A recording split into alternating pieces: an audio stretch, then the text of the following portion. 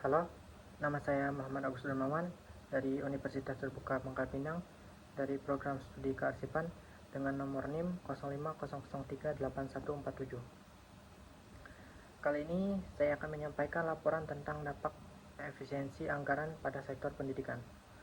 Laporan ini saya buat untuk memberikan pemahaman yang menyeluruh tentang bagaimana kebijakan efisiensi anggaran berdampak pada pengelolaan pendidikan nasional dan peningkatan kualitas pendidikan.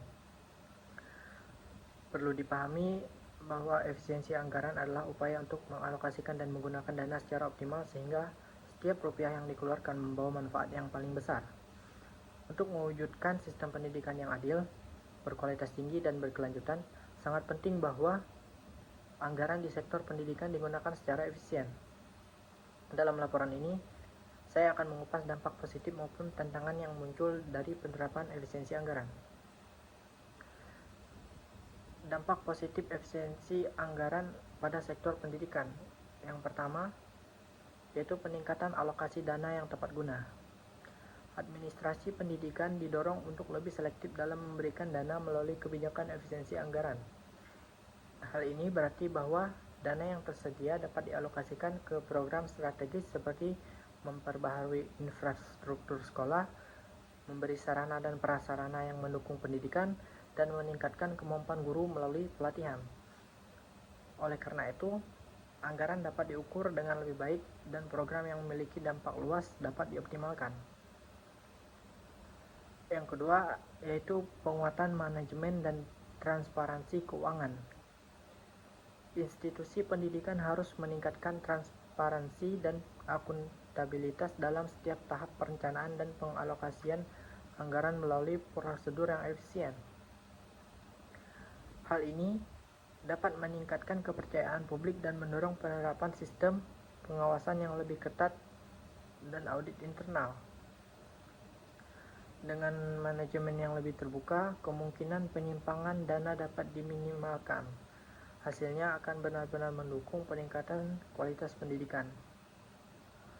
Lalu yang ketiga, yaitu inovasi dan pemanfaatan teknologi.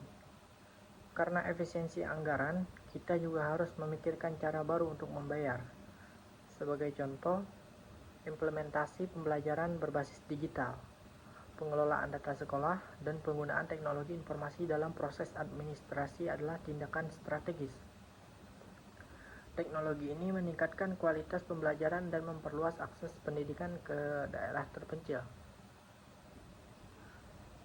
Lalu, tantangan dan risiko yang perlu diantisipasi. Yang pertama, yaitu potensi pemotongan dana untuk program non-prioritas.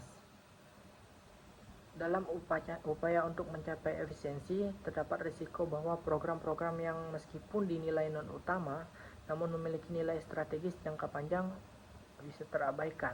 Misalnya, kegiatan ekstrakurikuler yang membantu siswa memperoleh soft skill, atau program bimbingan karir yang membantu siswa mempersiapkan diri untuk bekerja di dunia kerja. Oleh karena itu, untuk memastikan bahwa efisiensi tidak merusak kualitas pendidikan secara keseluruhan, penilaian yang menyeluruh sangat penting. Lalu yang kedua yaitu resistensi terhadap perubahan di tingkat pelaksana. Pihak-pihak yang telah terbiasa dengan sistem yang ada sering menentang penerapan kebijakan efisiensi anggaran.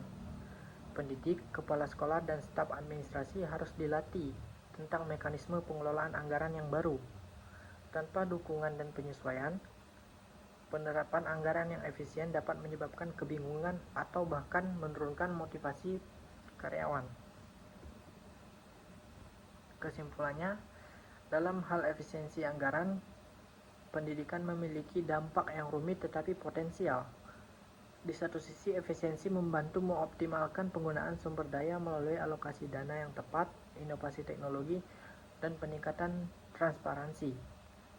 Lalu di sisi lain, masalah seperti kemungkinan pengurangan program pendukung dan penolakan perubahan harus diperhatikan dan diantisipasi dengan strategi yang matang.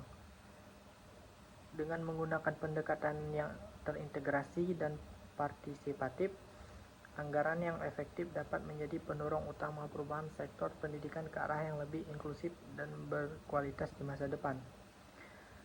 Demikian laporan yang dapat saya sampaikan. Semoga paparan ini dapat memberikan gambaran yang jelas dan membuka ruang diskusi lebih lanjut. Untuk mewujudkan sistem pendidikan yang tidak hanya efisien, tetapi juga memenuhi aspirasi belajar setiap anak bangsa. Terima kasih atas perhatiannya. Mungkin hanya ini yang bisa saya sampaikan. Kurang dan salahnya mohon dikoreksi. Sampai jumpa.